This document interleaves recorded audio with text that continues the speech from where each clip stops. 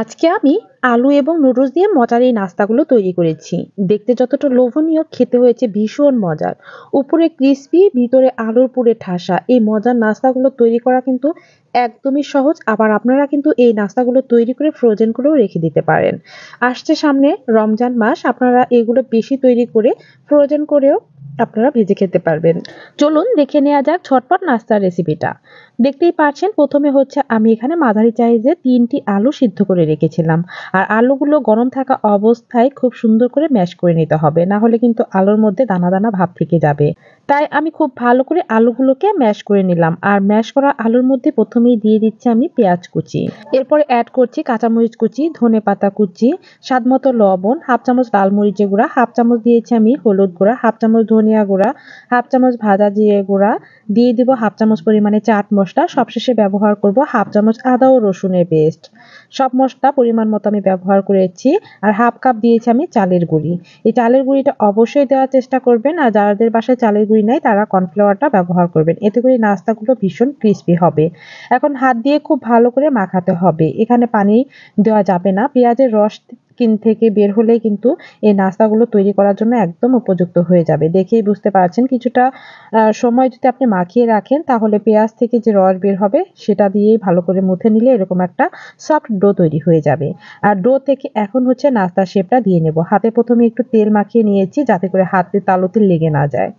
নাস্তাগুলো যেকোনো শেপেই তৈরি করা যাবে, তবে আমি আজকে যেভাবে তৈরি করেছি, প্রথমে হচ্ছে রোলের মতো করে আমি তৈরি করে নিয়েছি। এরপরে হাত দিয়ে একটু চ্যাপ্টা আকৃতি করে নিচ্ছি।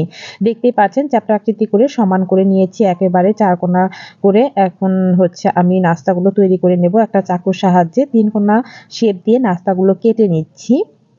আর দেখেই বুঝতে পারছেন কতটা সহজভাবে নাস্তাগুলো আমি তৈরি করছি। এগুলো যে কেউ দেখেই তৈরি করতে পারবেন। দেখুন এইভাবে কিন্তু আমি নাস্তার শেপটা দিয়েছি আজকে ৩ কোণা করে ত্রিভুজ আকৃতি। আপনারা চাইলে ৪ কোণা বা গোল শেপ যেকোনোভাবেই নাস্তাগুলো তৈরি করতে পারবেন। নাস্তাগুলো কিন্তু আমি তৈরি করে নিয়েছি। এরপরে হচ্ছে ১ প্যাকেট নুডলস নিয়েছি। নুডলস প্যাকেটটা খুব ভালো করে ভেঙে নিয়েছি। একদম গুঁড়ি, গুঁড়ি করে নিয়েছি আমি নুডলসটা। এরপরে একটা বাটিতে আমি হাফ কাপ পরিমাণে ময়দা আর এর মধ্যে দিয়েছি আমি সেই নুডলসের মসলাটা, পরিমাণ মতো একটু লবণ আর হচ্ছে পানি দিয়ে একটা ঘন ব্যাটার তৈরি করে নিচ্ছি। এটা হচ্ছে আমার কোটিং এর কাজ ব্যবহার করব আমি। এজন্যই হচ্ছে এই ব্যাটারটা রেডি করে নিচ্ছি। আপনারা চাইলে ডিম দিয়েও কিন্তু কোট করে নিতে পারেন। তবে আমার কাছে মনে হয় ময়দা দিয়ে করলে এটা বেশি মুচমুচে হবে। আর এই যে নুডলস গুলো নিয়েছি, আপনারা এখানে ব্রেড ক্রাম্বসও ব্যবহার করতে পারেন বা বিস্কুটের গুঁড়াটাও ব্যবহার করতে পারেন। ময়দাতে নাস্তাগুলো দিয়ে তারপর হচ্ছে আমি নুডলস দিয়ে কোট করে নেব। খুবই সহজ আমার কাছে মনে হয়েছে। ব্রেড ক্রাম্বসের থেকে নুডলস দিয়ে করেছি, এটা খেতে বেশি টেস্টি হয়েছে। দেখতেও আকর্ষণীয় হয়েছে, আবার খেতেও ভীষণ মুচমুচে হয়েছে। একটা কিন্তু কোট করা হয়ে গিয়েছে, আর একটাও আমি দেখিয়ে দিচ্ছি কতটা সহজভাবে আপনারা কোটিংটা করতে পারবেন। ময়দার মধ্যে প্রথমে নাস্তাটা দিয়ে ভিজিয়ে নিয়ে এরপরে হচ্ছে নুডলস দিয়ে আমি কোট করে নিয়েছি। আর সবগুলো নাস্তা করতে আমার ২ প্যাকেটের মতো নুডলস লেগে গিয়েছিল।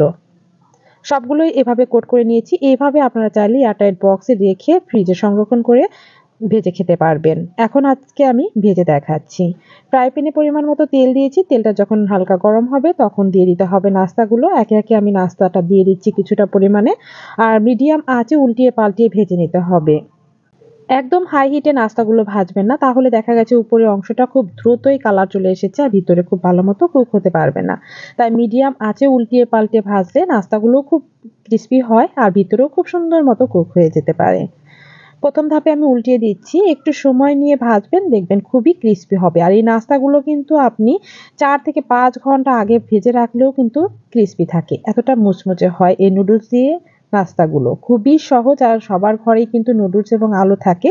আপনারা অল্প কিছু উপকরণ দিয়ে এভাবে নাস্তাটা তৈরি করে সংরক্ষণও করতে পারবেন, আবার বিকেলের নাস্তায় পরিবেশনও করতে পারবেন। উল্টিয়ে পাল্টিয়ে ভেজে নিচ্ছি।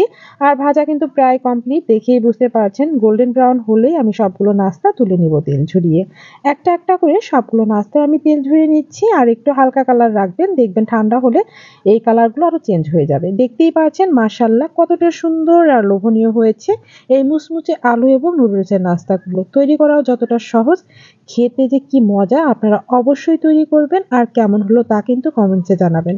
যদি ভালো লেগে থাকে তাহলে লাইক, কমেন্ট, শেয়ার করে পাশেই থাকবেন। এরকম নতুন নতুন এবং সহজ নাস্তার রেসিপি পেতে হলে চ্যানেলটি সাবস্ক্রাইব করে রাখতে পারেন, আর যারা পেজ থেকে দেখছেন পেজটিকে ফলো দিয়ে রাখবেন। সবাই ভালো থাকবেন, সুস্থ থাকবেন। আল্লাহ হাফিজ।